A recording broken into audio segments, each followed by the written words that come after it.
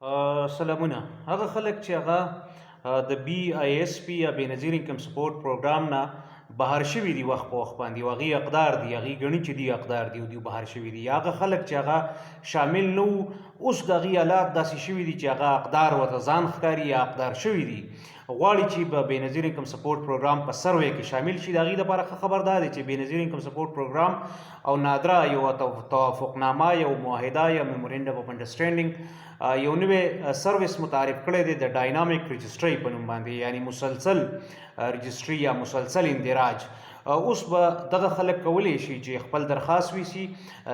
خپل کوایف ویسي، خپل ډیټا ویسي یا درخواست وکړي د نادرا آفس، یعنی په نادرا 647 چې کوم دفترې دي په ټول ملک کې، نو دغه به یو قسم د ډاینامیک رجسټرۍ دپاره یا د مسلسل اندراج دپاره به فیسیلیټیشن سنټر وي. دغلته به یو کس، یو خاندان، یوه ښځه چې هغه غواړي یا ویستې شوې ده د بېنظیر انکم سپورټ پروګرام نه،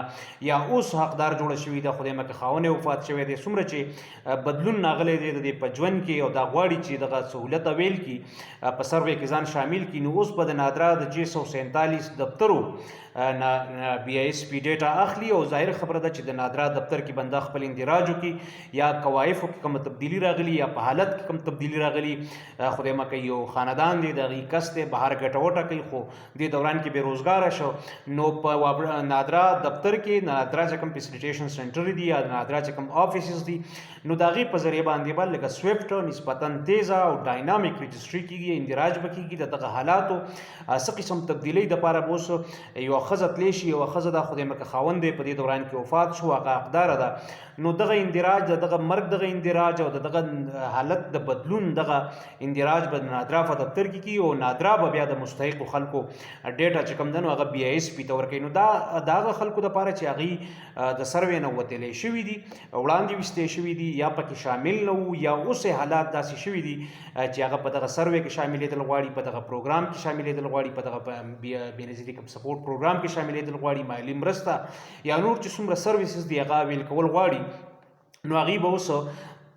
د بی آی اس پي د دفترو په ځای باندې خپل ډیټا، خپل درخواست په ډیټا کې تبدیلیانې هغه به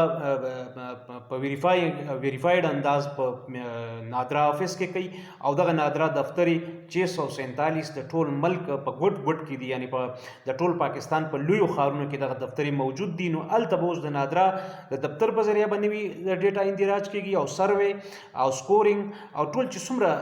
عمل دی نو هغه به اوس نادرا، او نادرا نسبتا ښه اداره ده، یا هغه به نادرا به اوس ډیټا ورکوي اسانۍ سره بی آی اس پي ته، نو دغسې به د نوو خلکو، د نوو خاندانونو د شمولیت چانسز ښه کېږي، بلکې د دې تر څنګ چې کوم خلک ویستې شوی دی